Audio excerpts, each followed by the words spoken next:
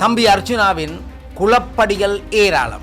அது எல்லை மீறி போய் கதைக்க பேச தெரியாமல் கைது வரை சென்றிருக்கின்றது. அர்ஜுனா தன்னை கைது செய்து விட்டார்கள் போலீசார் என்று சொல்லி சாக்கு போக்கு சொல்லி மன்னாரில் மக்களுடன் மக்களாக நின்று சகல கடந்த கால சிங்கள தேச அரசியல் கட்சிகள் செய்ததை போல இன்றைக்கு என்பிபி அரசின் மன்னார் மக்களினது விருப்பத்துக்கு எதிராக மன்னாரை கபலீகரம் செய்கின்ற நோக்கத்தோடு அன்பு தம்பி அர்ஜுனாவின் கைது சம்பந்தமாக கேள்விப்பட்டவுடன் மிகவும் மனம் நொந்து போனது. தம்பி அர்ஜுனாவின் குளப்படிகள் ஏராளம்.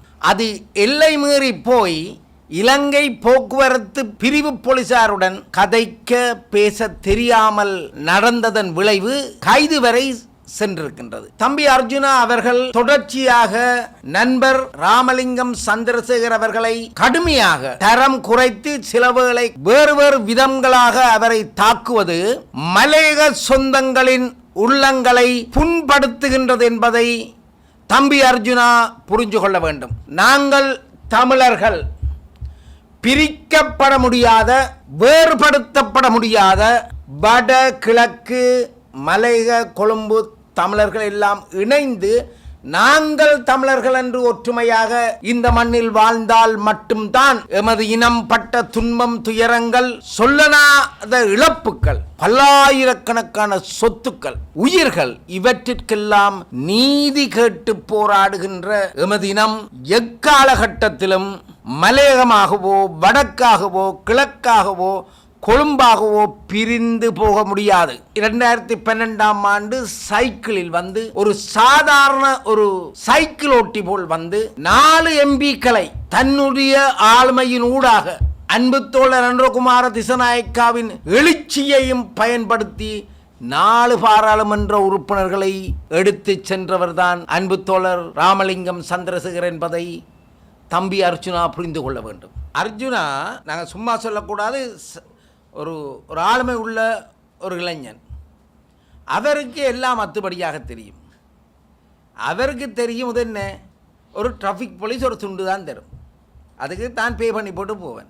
ஆனால் தண்டபடியம் என்ன, தான் ஒரு தண்டை ட்ரெண்டை காட்டுறதுக்காக அதில் வந்து போலீஸ்காரருக்கு முன்னுக்கே நிப்பாட்டி போட்டு இறங்கி போய் அந்த போராட்டத்தில் உள்ளவர்களுக்கு ஆதரவு தெரிவித்து போட்டு பின்னர் வந்து வாகனத்தில் ஏறுறார். இவரை கண்டோன்னு போலீஸ் ஓடி போக அவர் போலீஸ்காரருக்கு அவருக்கு தெரியும் தான் செய்தது பிழையென்று தெரிந்திருந்தும் போலீஸ்காரருக்கு ஒரு விளையாட்டாக சொல்லிட்டு போகிறார்.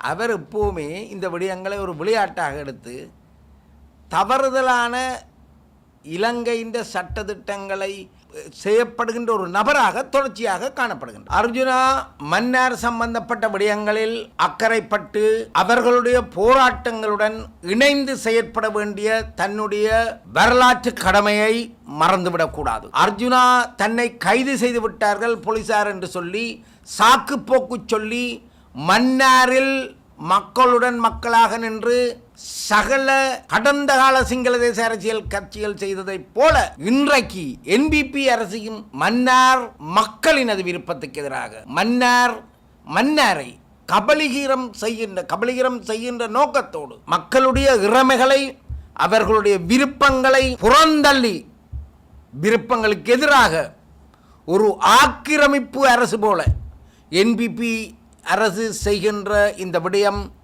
மிகவும் துயரமான சூழ்நிலையையும் வேதனையையும் இலங்கையில் வாழ்கின்ற அனைத்து தமிழ் மக்களுக்கும் தந்திருக்கின்றது. இப்பேற்பட்ட ஒரு சூழ்நிலையில் அர்ஜுனா எந்த ஒரு சாக்குப்போக்கும் சொல்லாமல் உடனடியாக அவர் மன்னாருக்கு சென்று மன்னார் மக்களுடன் இணைந்து போராட்டத்தில் கலந்து கொள்ள வேண்டிய தன் கடமைப்பாட்டை மறந்துவிடக்கூடாதென அடக்குமுறைகளுக்கு எதிரான ஜனநாயக அமைப்பு வேண்டி நிற்கின்றது.